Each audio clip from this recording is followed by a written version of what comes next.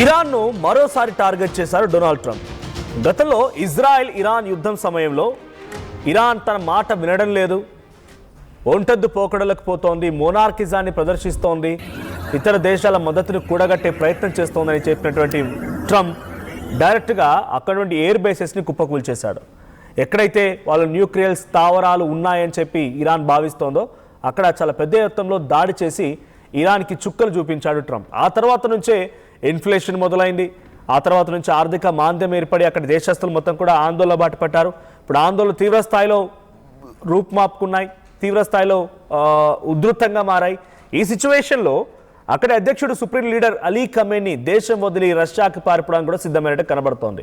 అయితే ఇప్పుడు ఖమేనీని అంతం చేయాలనుకున్నాడంట.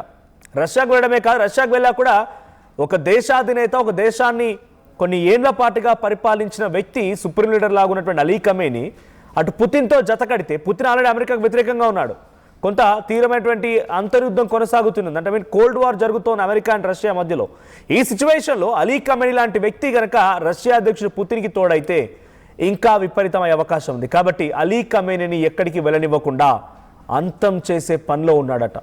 సో దీనికి సంబంధించి ఒక బిగ్ స్కెచ్ కూడా వేసుకున్నట్టు ఆయన. ఏ క్షణమైనా ఇరాన్పై మళ్ళీ అమెరికా దాడి చేసే అవకాశం ఉంది. ఇజ్రాయెల్తో కలిసి అటాక్ చేసి అలీ ఖమేనీని అంతమొందించాలని స్కెచ్ వేసింది. మిడిల్ ఈస్ట్కు భారీగా అమెరికా ఫైటర్ జెట్స్ ఇప్పటికే దూసుకుపోతూ ఉన్నాయి. సమయం కోసం వేచి చూస్తోంది అమెరికా అధ్యక్షుడు డొనాల్డ్ ట్రంప్. ఆ సమయం ఆసన్నమైంది. ఆ దళాలను పంపించాడు. ఫైటర్ జెట్స్ సిద్ధంగా ఉన్నాయి. మిడిల్ ఈస్టర్న్ కంట్రీస్లో ఫైటర్ జెట్స్ దూసుకుపోతూ ఉన్నాయి. సో అమెరికా ప్లాన్ ముందే పసిగట్టిన అలీ ఖమేనీ రష్యాకి వెళ్ళిపోయేందుకు సిద్ధమయ్యాడంట. అయితే ఇక్కడ అమెరికా అధ్యక్షుడు డొనాల్డ్ ట్రంప్ అలీ ఖమేనీని అంతమొందిస్తాడని చెప్పి ముందుగానే గమనించిన అలీ ఖమేనీ ఇక్కడ ఉంటే ఎలాగైనా నా దేశంలో అంతర్యుద్ధం ఉంది, ఇదే అవకాశంగా భావించట అమెరికా ఓడో లేకుంటే ఇజ్రాయెల్ ఓడో వచ్చి నన్ను చంపేస్తే నా పని అయిపోయిందని చెప్పి అక్కడి నుంచి రష్యాకి వెళ్ళిపోవడానికి స్కెచ్ వేసుకున్నాడట. సో రష్యాకి వెళ్ళక మునిపే ఇదంతా స్కెచ్ జరుగుతూ ఉన్నప్పుడే అమెరికా అధ్యక్షుడు ఎలాగైనా సరే అలీ ఖమేనీని ఇరాన్లో అంతమొందించాలని చెప్పి చాలా పక్కా వ్యూహంతో ముందుకు వెళ్తున్నాడు. సో అత్యంత సురక్షితమైనటువంటి బంకర్లో అలీ ఖమేనీ ప్రస్తుతానికి దాక్కున్నాడంట. అయినప్పటికీ ఆయన్ని వదిలిపెట్టే ప్రసక్తి లేదంటున్నారు అమెరికా భద్రతా దళాలు. సో ప్రస్తుతానికి ప్రభుత్వంపై లోపల ఇరాన్లో అంతర్యుద్ధం కొనసాగుతూనే ఉంది. అయితే ఇదే కారణంగా ఇప్పటివరకు 30 మంది పౌరులు కూడా మరణించారంట. సో అదే సమయంలో అమెరికా దాడి, కేవలం అమెరికా ఇప్పుడు ఇరాన్నే కాదు చాలా దేశాలను టార్గెట్ చేస్తోంది. ఉదాహరణకు కొన్ని దేశాల పేర్లు చెప్తాను మీకు. నేను ఆయన చెప్పిన మాటలు కూడా మీకు గుర్తు చేసే ప్రయత్నం చేస్తా. బిఫోర్ దాట్ ఒకసారి ఆ ఫైటర్ జెట్ దూసుకుపోతున్న ఇరాన్ వైపుగా మళ్ళీ అమెరికా తమ ఫైటర్ జెట్స్ని ఇరాన్ వైపుగా పంపిస్తోంది. ఒకసారి ఆ విజువల్ చూద్దాం.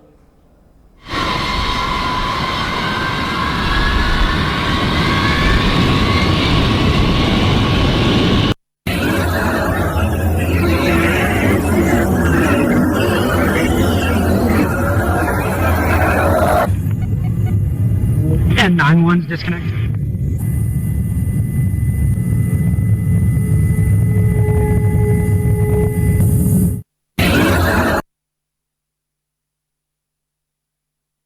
బట్ ఇరాన్లోని అంతర్యుద్ధానికి సంబంధించి రోడ్డుపైకి జనాలు ఎక్కి తమ యొక్క పూర్తి ఆర్థిక స్థితిగతులు మొత్తం కూడా నాశనం చేశామన్నట్టుగా అలీ ఖమేనీకి వ్యతిరేకంగా నినాదాలు చేస్తూ వారంతా ఆందోళన చేపట్టడం మనం చూస్తూ ఉన్నాం.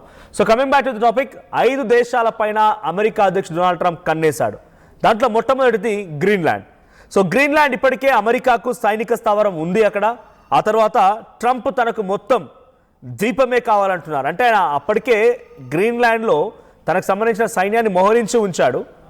ఆ మోహరింపు కేవలం అక్కడ దేశాన్ని రక్షణతో పాటుగా ఆ దేశం నుంచి అమెరికాకి ఎటువంటి విపత్కర పరిస్థితి లేకుండా కాపాడుకోవడంతో పాటుగా ఇప్పుడు ఏకంగా ఆ ద్వీపమే, అంటే ఆ ఐలాండ్ మొత్తం నాకు కావాలి, ఇప్పుడు గ్రీన్లాండ్ నాదే ఇక అన్నట్టుగా అమెరికా అధ్యక్షుడు మాట్లాడడంతో పాటుగా గ్రీన్లాండ్ అవసరమని, దేనికోసం జాతీయ భద్రతా దృష్ట్యా, ఇందాక నేను చెప్పాను కదా అక్కడ సైన్యం ఉంది అని అంటే అది గ్రీన్లాండ్ నుంచి అమెరికాని కాపాడుకోవడంతో పాటుగా గ్రీన్లాండ్ని సైతం కాపాడడం. సో దేశ భద్రతకి ముప్పు ఉంది కాబట్టి గ్రీన్లాండ్ మొత్తం తమకి కావాలని చెప్పి అమెరికా అధ్యక్షుడు పట్టుబడుతున్నాడంట. సుమారుగా ఆర్కిటిక్ మహాసముద్రంలో గ్రీన్లాండ్ అనేటువంటి డెన్మార్క్ రాజ్యంలో గ్రీన్లాండ్ అనే డెన్మార్క్ రాజ్యంలో ఒక భాగమై ఉన్నది. సో అమెరికాకు ఈశాన్య దిక్కున దాదాపుగా 2000 అంటే సుమారుగా 3500 కిలోమీటర్స్ దూరంలో ఈ యొక్క గ్రీన్లాండ్ ఉంది. అయితే ఆ గ్రీన్లాండ్లో స్మార్ట్ ఫోన్లు, ఎలక్ట్రిక్ వాహనాలు, సైనిక పరికరాలు ఇంకా చాలా కీలకమైన ఎలక్ట్రానిక్ గూడ్స్ అన్నీ కూడా అక్కడ ప్రొడక్షన్ జరుగుతూ ఉంటాయి. సో ఇవన్నీ చూసినటువంటి ట్రంప్కి ఒక దురాశ కలిగింది. ఒక చిన్న దేశం, ఒక చాలా చిన్న ప్రాంతం, అది ఇంత పెద్ద మొత్తంలో ప్రొడక్షన్ చేయగలుగుతోందా? ఇంత పెద్ద మొత్తంలో ఎలక్ట్రానిక్ గూడ్స్ని సప్లై చేయగలుగుతోందా? ఇంత టెక్నాలజీ అప్గ్రేడేషన్ ఉందా అక్కడ? సో ఎలాగైనా సరే దాన్ని నా చేజిక్కించుకోవాలని చెప్పి మళ్ళీ గ్రీన్లాండ్పై స్కెచ్ వేసి అక్కడ సైన్యాన్ని పంపించడమే కాకుండా సో పగటి కలలుగా గ్రీన్లాండ్ ప్రధాని జెన్సీ ఫెడరిక్ నిలెన్స్ అభివర్ణించారంట. ట్రంప్ ఈ రకమైనటువంటి ప్రయత్నం చేస్తున్నాడు అన్న విషయం నాకు తెలుసు, అవన్నీ కూడా పగటి కళ్ళను గ్రీన్లాండ్ అధ్యక్షుడు కొట్టిపారేస్తున్నాడు ప్రధాని. ఇక కొలంబియా, వెనిజులాలో సైనిక దాడి జరిగిన తర్వాత కొన్ని గంటల్లోనే కొలంబియా అధ్యక్షుడు గుస్తావో పెట్రోకు సైతం ట్రంప్ హెచ్చరికలు జారీ చేశారు. అక్కడ కొలంబియా అపార చమురు నిక్షేపాలు ఉన్నాయంట. చూడండి, ఆయన టార్గెట్ అలా బిజినెస్, హై రిసోర్సెస్, ఆ తర్వాత హైలీ టెక్నాలజైజ్డ్, హైలీ ప్రొడక్టివ్ కంట్రీస్ని మాత్రమే ట్రంప్ టార్గెట్ చేస్తున్నాడు. గ్రీన్లాండ్ ఎలక్ట్రానిక్ గూడ్స్లో చాలా అద్భుతమైన స్థానంలో ఉంది. కొలంబియాలో చమురు నిల్వలు ఎక్కువగా ఉన్నాయి. ఇక మెక్సికోలో మీ అందరికి తెలిసిందే, మెక్సికో కూడా రెండోసారి దేశాధ్యక్షుడు బాధ్యతలు చేపట్టిన తర్వాత గల్ఫ్ ఆఫ్ మెక్సికోని గల్ఫ్ ఆఫ్ అమెరికాగా పేరు మార్చుకున్నాడు. ఆయన గల్ఫ్ ఆఫ్ అమెరికాగా పేరు మార్చుకున్నాడు. ఇక క్యూబా, అక్కడ కూడా వైద్య సరఫరాలు, తర్వాత డాక్టర్లు, ఇవందరూ కూడా అక్కడ మెడికల్ ఎక్విప్మెంట్, మెడికల్ ప్రొడక్షన్ ఎక్కువగా ఉంది. ఇక ఇరాన్ సంగతి మీకు తెలిసిందే, ఇరాన్లో కూడా అద్భుతమైనటువంటి ఎర్త్ మినరల్స్ ఉన్నాయి, హ్యూమన్ రిసోర్స్, అక్కడ కూడా అద్భుతమైనటువంటి మినరల్స్ ఉన్నాయి, మినరల్స్ అండ్ రా మెటీరియల్స్ ఉన్నాయి. ఇరాన్, కొలంబియా, క్యూబా, తర్వాత మెక్సికో, గ్రీన్లాండ్, 5 దేశాల పైన కన్నేసుకున్నాడు ఆయన. సో ఇప్పుడు అనుకున్నట్టుగానే వెనిజువేలాని చేజిక్కించుకున్నాడు. వెనిజువేలా అయిపోగానే ఇప్పుడు కొలంబియాపై స్కెచ్ వేస్తున్నాడు. ఇరాన్ని ఆల్మోస్ట్ ఆల్ ఇక చేజిక్కించుకునే ప్రయత్నమే చేస్తూ ఉన్నాడు. ఇరాన్ అధ్యక్షుడు అలీ ఖమేని అంతం చేయాలని చూస్తూ ఉన్నాడు. ఇలాంటి స్కెచెస్ వేస్తూ ఫైటర్ జెట్స్ అయితే రంగంలోకి దింపాడంట. సో 1 కాదు 2 కాదు, ఈ దేశాలన్నింటినీ కూడా తమ కబంధ హస్తాలను నడిపేసి మొత్తం ప్రపంచాధినేతగా ఎదగాలంటే ఒక కుట్రయత్నం అయితే ట్రంప్ చేస్తున్నట్టుగా అర్థమవుతోంది. అందులో భాగంగానే భారత్పై ఇటువంటి స్కెచ్ చేస్తే ఆ స్కెచ్ వేద్దామని ఆలోచన వచ్చినా కూడా అంతమొందిస్తారు, అది వేరే విషయం అనుకోండి. కానీ ఆయన చేస్తున్న ప్రయత్నం వల్ల ఎలా ఉందనంటే భారత్ తన మాట వినాలి, కాబట్టి పాకిస్తాన్ నేను పెంపొందించాలి, చైనాని ఎంకరేజ్ చేయాలి, బంగ్లాదేశ్లో విభిన్న పరిస్థితుల నేపథ్యంలో దాన్ని ఇంకా మరింతగా రెచ్చగొట్టి అక్కడ ఇంకా యుద్ధాలు జరిగేలా చూడాలి. సో చుట్టూ హాట్ కేక్ లాగా చుట్టూ మొత్తం కూడా ఇటువంటి ఒక యుద్ధం జరుగుతున్న తరుణంలో భారత్ తమ మాట వినక తప్పదు అనే రకంగా ఆయన ఒక పగటి కళ్ళకంటూ ఆయన తనంతట తానే ఒక అహంకారిగా భావిస్తున్నారు. కానీ అటువంటి సిచ్యువేషన్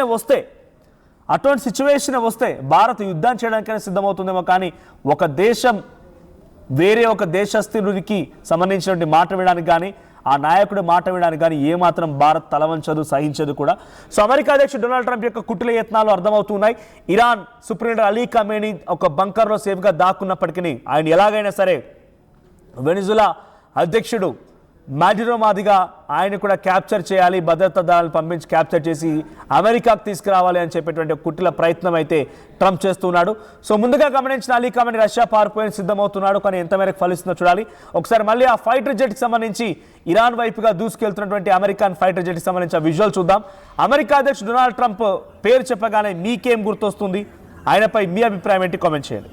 చరిత్ర సృష్టించినోడు ఇప్పుడు ఆ చరిత్రని తిరగరాయబోతున్నాడు.